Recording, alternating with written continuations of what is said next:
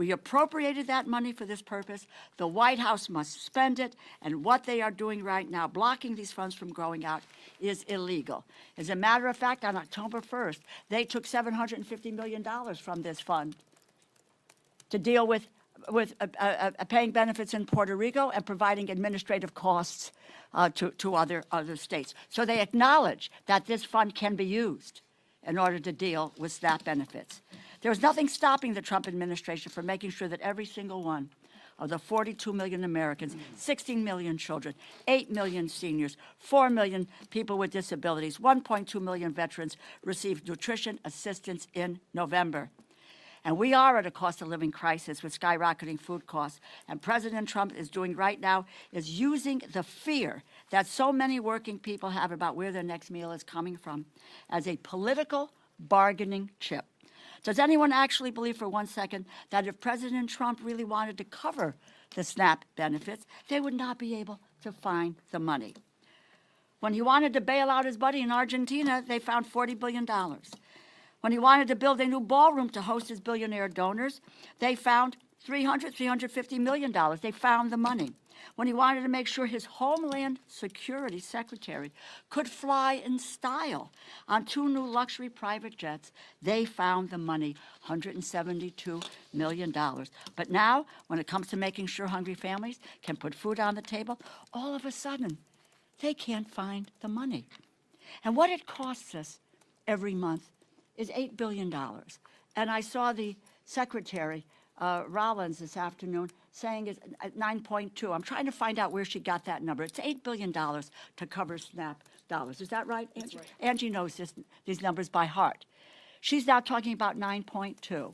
False. And that there is no, they have, with the snap of a finger, that money can be released and get to people who need it. So if there's between $5 and $6 billion, we may be $2 billion short, but that's enough to get us into November until what we're doing, and then we can look to deal with the rest of it.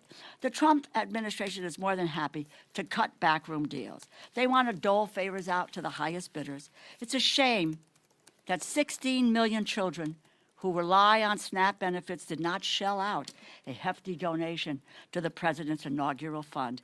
But they're only kids, after all. House Republicans are still on vacation. We have not voted on any legislation in over a month. But if they were here, I doubt that they would object to the president's decision, not just because they are too cowardly to stand up to him under any circumstances, but because decimating food stamps, its food stamps, is what they have wanted all along. Their big, beautiful bill, as the leader has pointed out, and his signature piece of legislation slashes SNAP funding by $189 billion. That will strip 22 million Americans of some or all of their nutrition assistance over 10 years. Let me just conclude by saying to you that does anybody believe there is a shortage of food in the United States of America? Anyone who believes that? No. We have an abundance of food here in this country. And the president is required by law to use the remaining money in the contingency fund that Congress appropriated. It's not up for debate. He has the broad authority to transfer funds beyond that to cover the program. If he does not do so, it is because he chooses to not do it.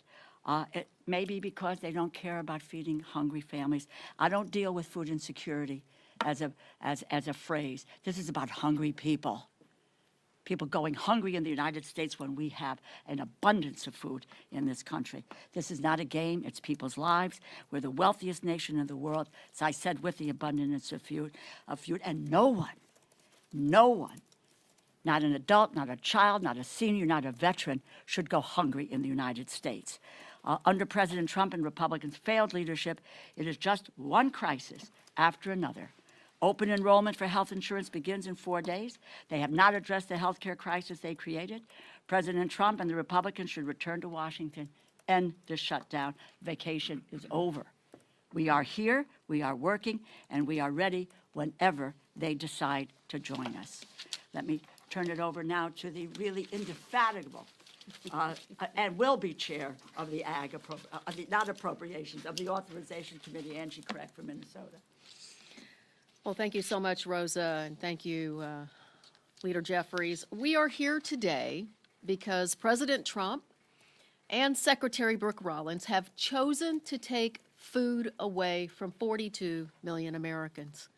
Instead of coming to the table and working with Democrats to find a way to protect Americans from losing their health care, their health insurance premiums increasing dramatically, or both, the Trump administration has chosen to use the security of food in our country as a bargaining chip in a government shutdown.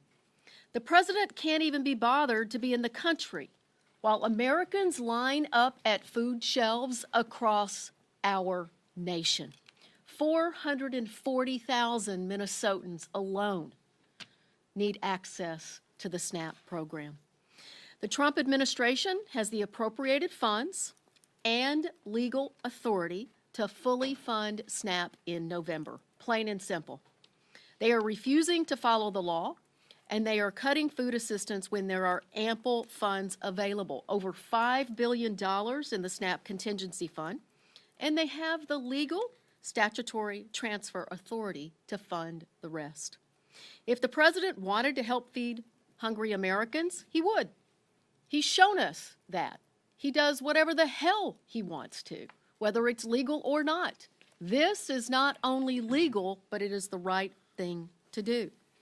But his actions have shown a callous disregard for America's seniors, veterans, and families with children. Earlier this year, he canceled food orders to food banks, stopping $500 million worth of food from reaching people in need. Food that our family farmers across this nation have grown. Food that they counted on being able to sell to the nation's food banks.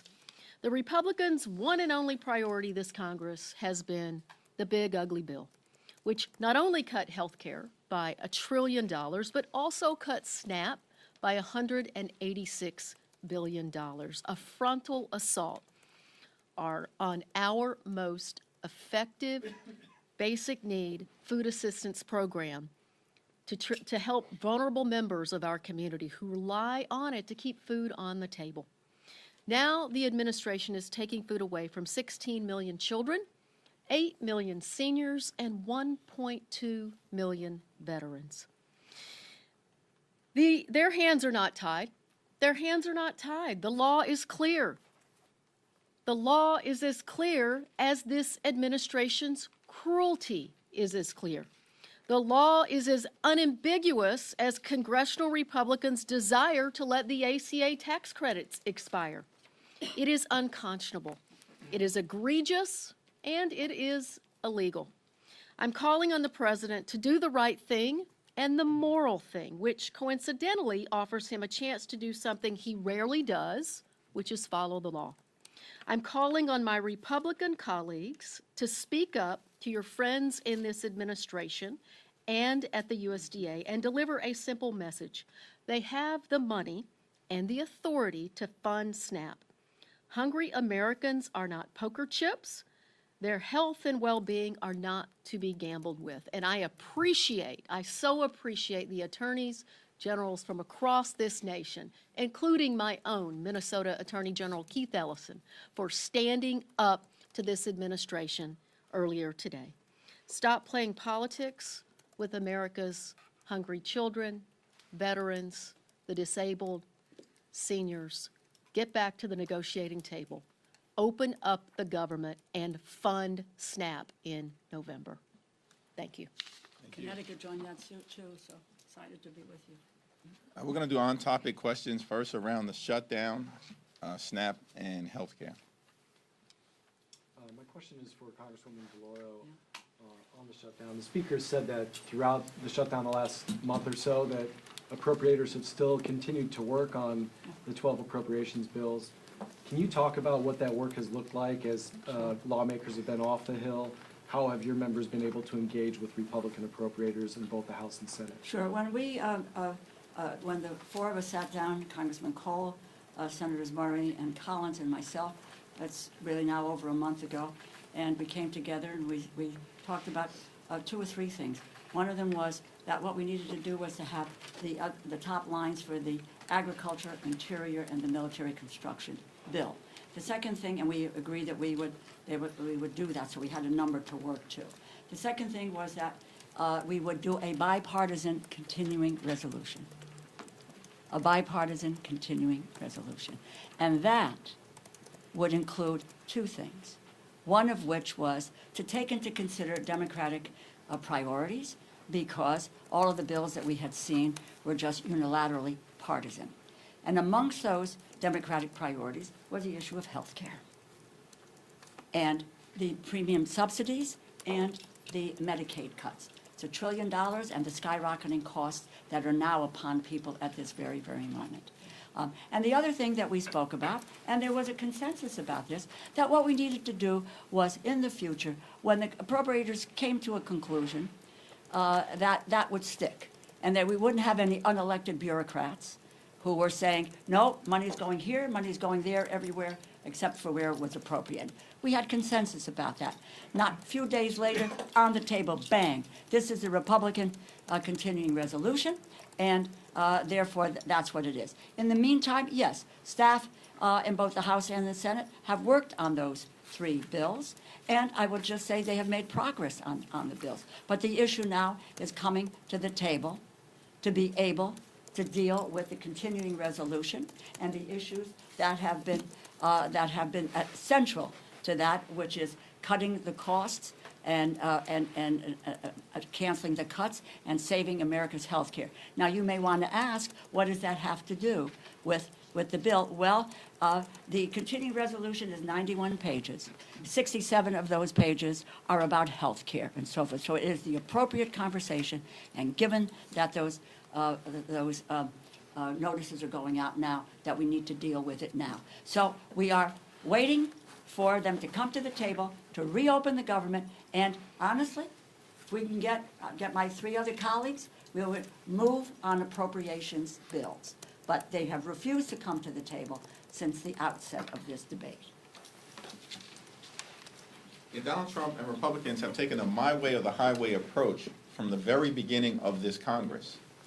And we've maintained, led by Rosa DeLauro, that we want to sit down and negotiate a bipartisan spending agreement, now reopen the government, but at the same period of time, address the Republican health care crisis, which has been devastating on everyday Americans and hardworking American taxpayers throughout this year, including the largest cut to Medicaid in American history. Hospitals, nursing homes, and community-based health centers closing because of Republican policies and their one big ugly bill throughout America, including in rural parts of the country. The American people now confront the possibility of a $536 billion cut to Medicare because of what Republicans did in their one big ugly bill if Congress doesn't act by the end of this year, and now because Republicans refuse to extend the Affordable Care Act tax credits, tens of millions of Americans right now are receiving notices as we approach open enrollment on November 1st, indicating to them that their premiums are going to skyrocket in ways that will make it unaffordable for them to see a doctor when they need to see one, when their children needs to see one, when their family members need to see one. This is a health care crisis that Republicans have visited on the American people, and it has to be dealt with decisively. We're now heading into a SNAP crisis. As Angie Craig and Rosa DeLauro have so powerfully articulated, that is a man-made Republican crisis, because Donald Trump has decided that he wants to force millions of Americans, including possibly 16 million children, to experience hunger so they can continue their my way or the highway approach toward driving their right-wing extreme agenda down the throats of the American people. Unacceptable. Mr. Leader. Thank you, Mr. Leader. Today is the first day air traffic controllers will go without a paycheck. You're speaking about SNAP right now. We also have questions around how troops are going to get paid. at the crux of your fight against the Republican bill is the ACA, is healthcare. Are you concerned that these other issues, these other pressing issues like SNAP, the air traffic controllers not getting paid, troops not getting paid, are you concerned that that will start to dominate the conversation or dominate the consciousness of America, that the ACA conversation kind of gets pushed to the wayside? Well, we've made clear from the very beginning that we want to enact a bipartisan spending agreement that meets the needs of the American people, that improves their quality of life, that drives down the high cost of living here in this country, where costs haven't gone down, as Trump promised on day one, costs have gone up. And we set out from the very beginning in September that we want to reach a spending agreement that's bipartisan, that meets the needs of the American people in 3 areas: their health, their safety, and their economic well-being. And that, of course, includes making sure that they can put food on the table in the wealthiest country in the history of the world. Donald Trump and Republicans have launched an all-out assault on the American people from the very beginning of this presidency. And it's cruel, and it's punitive, and it's hurting everyday American. We want to reopen the government. Republicans in the House have been on vacation now for 5 consecutive weeks. They've canceled votes for 5 consecutive weeks. This is extraordinary. If we reached an agreement, they wouldn't even be here to pass one, because they want to keep the government closed. And we're just going to continue to urge them to come to the negotiating table so we can reach the type of bipartisan spending agreement that the American people deserve. I don't know, Mr. Angie, what do you want to say? I would just add to that, look, the time is now that people are looking at what their healthcare costs are going to go up. November 1st, when people opened their portal in Minnesota on MNsure, the average increase for a 60-year-old couple is going up $15,000 next year. Think about that. How can Americans fit another $15,000 into their budget? They can't even afford their housing and their health care and their grocery costs today. This is a moment in time where we have to have the moral courage as Democrats and Republicans to come together to make sure that Americans can stay healthy. People are desperate as they go to renew their health care. It's not in December.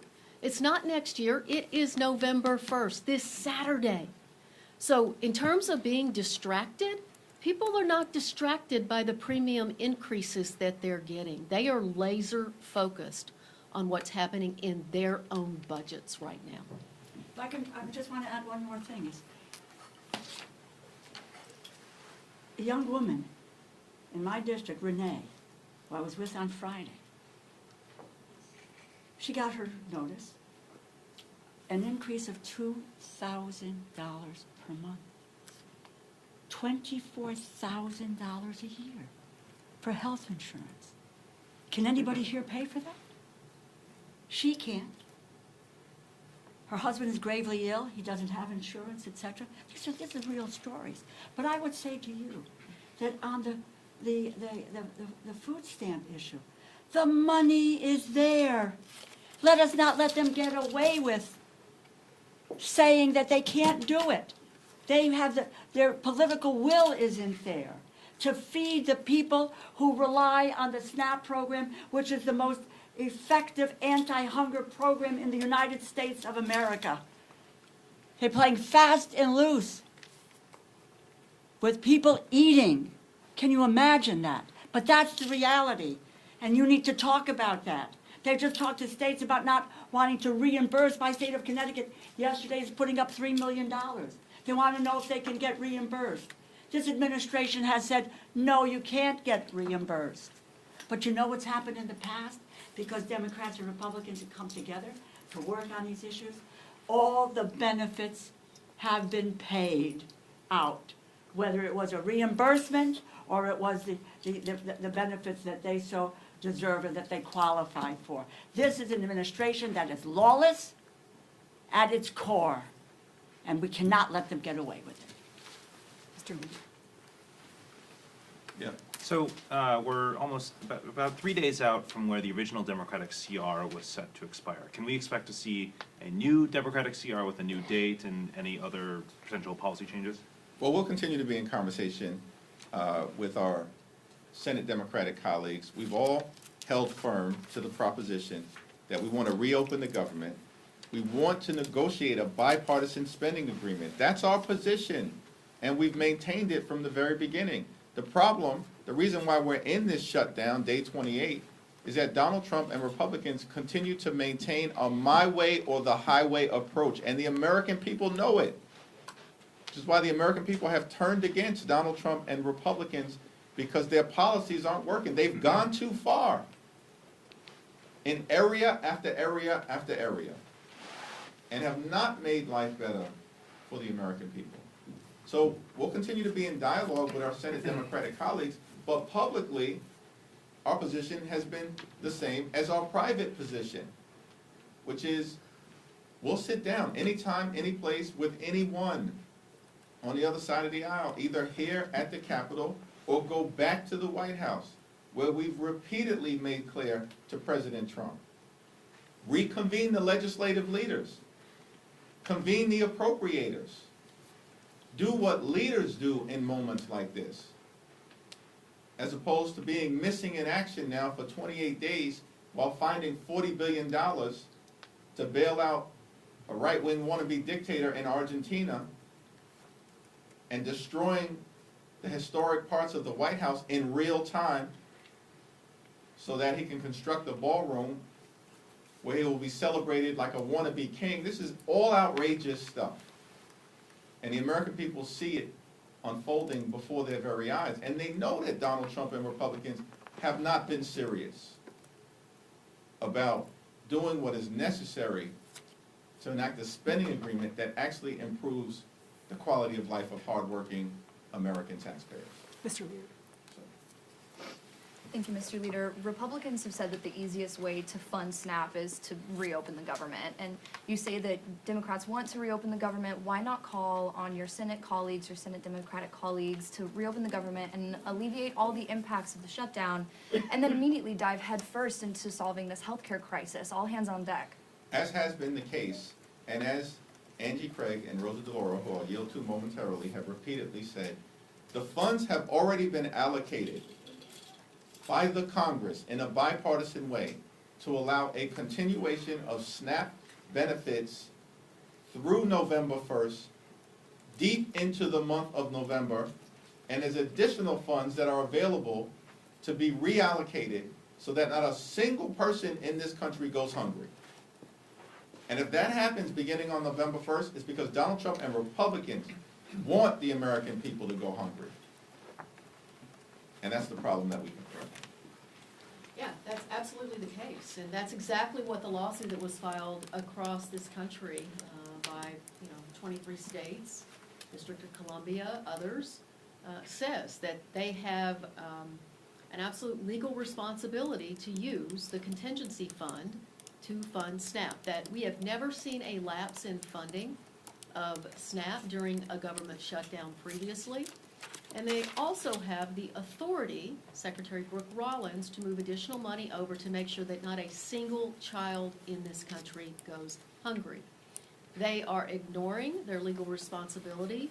They are ignoring the moral clarity that we have, that there is no way we should be allowing seniors and veterans and children to go hungry in this country. And where are they? The president is in Japan, trying to get people to buy foreign cars. Last week, he was trying to get people to buy Argentine beef. This is not an America First administration. These are not America First policies on behalf of this administration. And what people really care about in Minnesota and across this country is what's happening in their own budgets.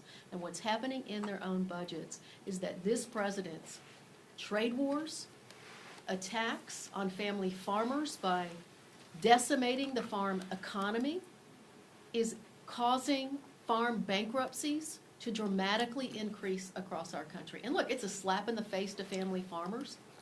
Without those farmers, we will not have food security in this country, and this administration needs to step up and do the right thing.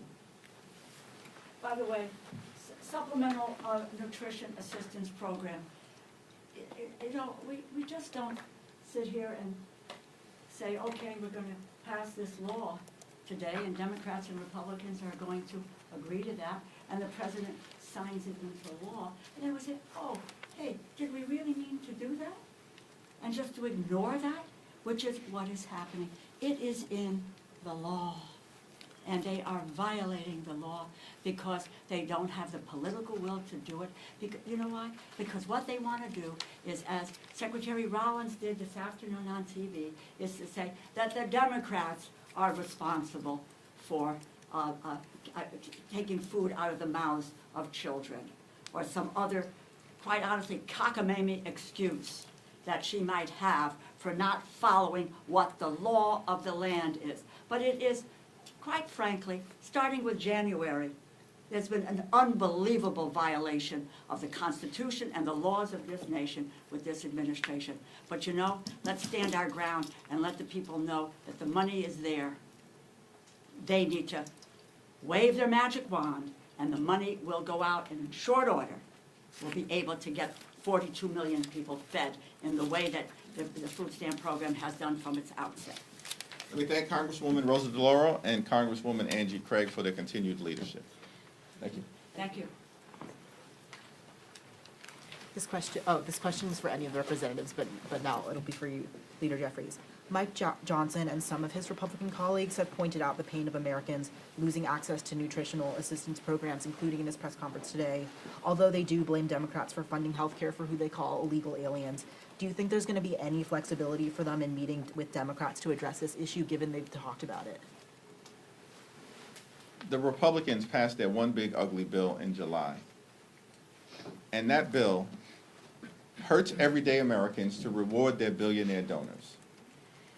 And in that bill, they enacted the largest cut to Medicaid in American history. Hospitals, nursing homes, and community-based health centers are closing all across the country, including in Louisiana, because of what Mike Johnson and Republicans did in that one big ugly bill. And at the same time, they cut SNAP benefits by $186 billion. Donald Trump and Republicans literally ripped food from the mouths of hungry children, seniors, families, and veterans in order to reward their billionaire donors. That's what the one big ugly bill was all about. And so at this moment in time, these Republicans have zero credibility as it relates to the issues connected to health care and SNAP. Because the American people have already seen what Republican policies look like. And that's ripping health care away from millions of Americans and doing the same thing as it relates to nutritional assistance. Our position continues to be clear. Let's sit down. Let's reopen the government. Let's find a path toward a bipartisan spending agreement that actually meets the needs of the American people.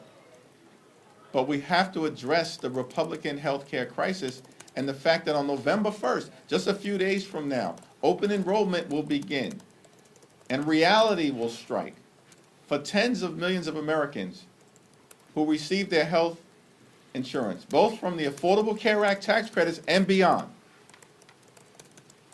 that their health care costs are about to skyrocket, in some cases increase by $10,000 per year, $15,000 per year, more than $20,000 a year. These are working class Americans who are about to be hit with these dramatic increases that they cannot afford. And that's why Democrats continue to be in this fight until we win this fight. Thank you, Leader Jeffries. The House Oversight Committee released their report into the former President Biden's auto pen use and the probe that they investigated. And Attorney General Pam Bondi said that the DOJ will initiate a review of the Biden administration's reported use of the auto pen for pardons. Can I get your reaction to that? The so-called chairman of the House Oversight Committee, James Comer, continues to behave like a malignant clown. We can't point to a single thing that he's actually done to make life better for the American people. Here's what he should investigate if he's investigating presidents or former presidents. Investigate the fact that Donald Trump promised that costs would go down on day one. He promised, Donald Trump, repeatedly, that costs would go down on day one. Costs haven't gone down. They're going up. Inflation moving in the wrong direction, as evidenced by the most recent report that was just issued last week. Housing costs are up, grocery costs are up, child care costs are up, electricity bills are through the roof. And now, because of the Republicans' refusal to extend the Affordable Care Act tax credits, tens of millions of Americans are about to experience dramatic increases in their health care costs that will force medical bankruptcy on many of them, or they'll have to make a choice between going to see a doctor, putting clothing on their back, paying the rent or mortgage, or putting food on the table. This is what's happening in the United States of America, the wealthiest country in the history of the world. If James Comer wants to investigate something, investigate Donald Trump's lie that he was going to lower costs on day one. Thank you, Leader. I have two questions. The first is about the federal workers, the largest unions letter earlier this week. Does this give you any concern that that'll put pressure on Senate Democrats to cave? And then the second question is about Mamdani. Obviously, you've given him his endorsement. Do you encourage Leader Schumer to do the same? I issued a statement with respect to the mayor's race in New York City last Friday. That statement speaks for itself. In terms of the current situation that we find ourselves in relative to hardworking federal employees, we support them and will continue to stand by them. The Trump administration has fired or let go more than 200,000 hardworking federal civil servants this year prior to the shutdown that they're visiting on the American people. That's what the Trump administration has done. This year, fired more than 200,000 hardworking federal employees. They have been targeting civil servants from the very beginning of this presidency. In fact, members of the Trump administration have said publicly that they want to traumatize federal employees. That's what they've said. That's what the OMB director said. So our position will remain consistent. We want to reopen the government. We want to make sure that every single federal employee gets paid, both the ones who are furloughed and the ones who are essential workers who have been forced by this Trump administration to work without pay because Donald Trump and Republicans continue to keep the government shut down. We know that's their position because House Republicans have canceled votes for 5 consecutive weeks. We know that's the Republican position because the Senate Republican leader continues to bring the same partisan Republican spending bill to the floor for a vote. It's now been brought to the floor 13 times, and it's went down to defeat 13 times because Leader Schumer and Senate Democrats, partnering with House Democrats, have continued to take the same position.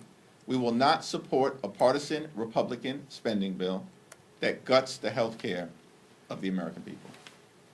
Third row. Thanks, sir. I'm curious for your reaction to reports that DHS has purged senior ICE officials and wants to replace them with Border Patrol. Are you concerned that this might signal a shift in how the administration is approaching deportations? Well, our view with respect to the immigration issue generally is that we support a safe and a strong and a secure border at all times. And that will continue to be important. We have a broken immigration system and it needs to be fixed. It needs to be fixed in a comprehensive and bipartisan way. At the same period of time, the American people are understandably horrified at the extremism that the Department of Homeland Security has unleashed on law-abiding immigrant families and communities, separating hardworking mothers from their children, in many instances, children who are American citizens. And so it's our hope that if there's going to be a change in personnel, it's actually to enact a more humane approach rather than what we've seen in community after community throughout the country, including in the Chicago area, which is rightly turning off the American people to the extreme immigration policies of Donald Trump and the Republicans. Yep. Do you believe Eleanor Holmes Norton should retire, given mounting concerns over her mental fitness for office? I have not had a recent conversation with Delegate Eleanor Holmes Norton. Obviously, she's had a legendary career. Ultimately, it's going to be her decision and the people of the District of Columbia to make that decision as to who's best positioned to represent their interests moving forward. Thanks. Just piggybacking off of an earlier question, regarding the Federal Workers Union, Speaker Johnson earlier today, reportedly on the call with his conference, indicated that he thought that that pressure and the SNAP benefits would force Democrats' hand to adjust. What's your response to his supposition that this may change things? And is there any, in your mind, is there an off-ramp? Well, Democrats are going to continue to stand up for hardworking federal employees, as we've done throughout the year, in the face of the relentless targeting of civil servants by Donald Trump and his administration. Federal employees know who stands on their side. It's us, House and Senate Democrats. They've lived the experience of the Trump administration going after them in the most horrific ways possible since January 20th, and we, as House and Senate Democrats, are going to continue to stand up for them. We're going to continue to stand up for nutritional assistance. It's the Republicans who cut $186 billion, the largest cut to SNAP in American history. They just did this in July as part of their one big ugly bill so they could reward their billionaire donors and continue to subsidize the lifestyles of the rich and shameless. It's out of control. That's their track record. That's the Republican track record. And of course, we're going to continue to stand up for the health care of the American people. And I don't know why Republicans think this is a game. This is not a game. This is about the health and the well-being, economically, of the American people. And Democrats are going to stay in this fight until we win this fight for working class Americans, for middle class Americans, and for hardworking American taxpayers. Thank you all. Thank you.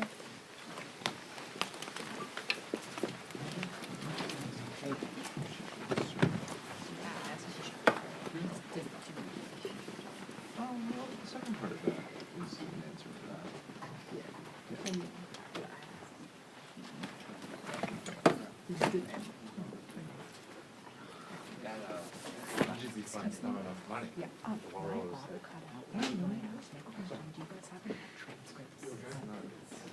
Yeah.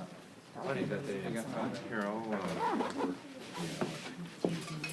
What is? Oh, I'm sorry. What is your name?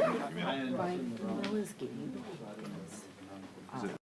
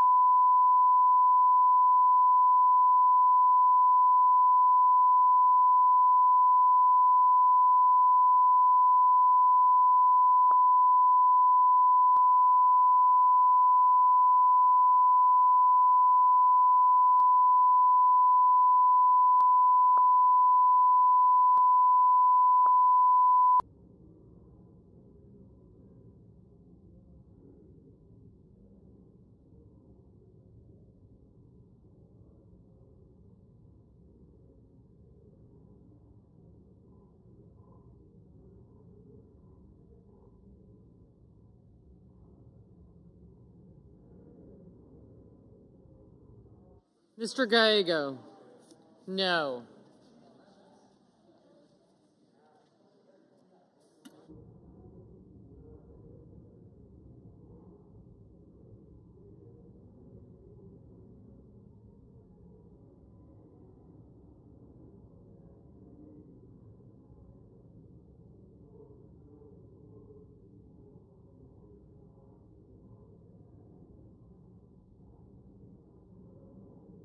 Mr. Bennett, no.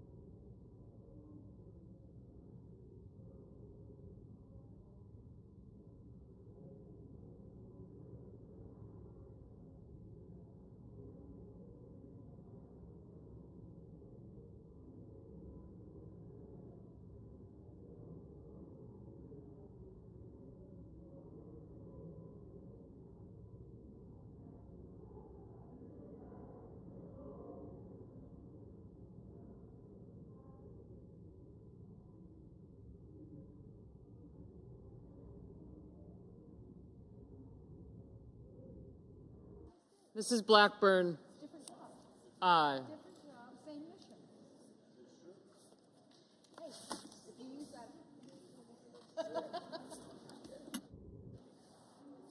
Mr. Moran, aye.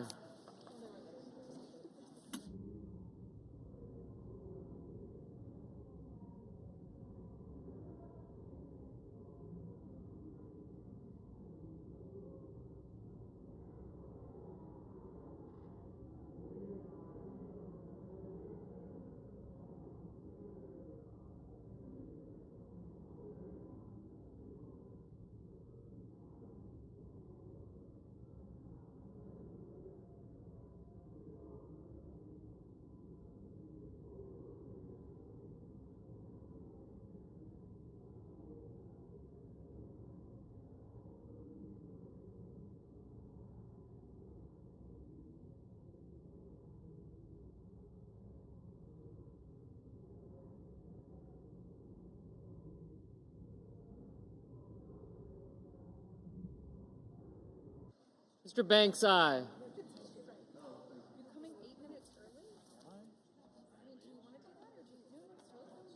Ms. Murkowski, aye.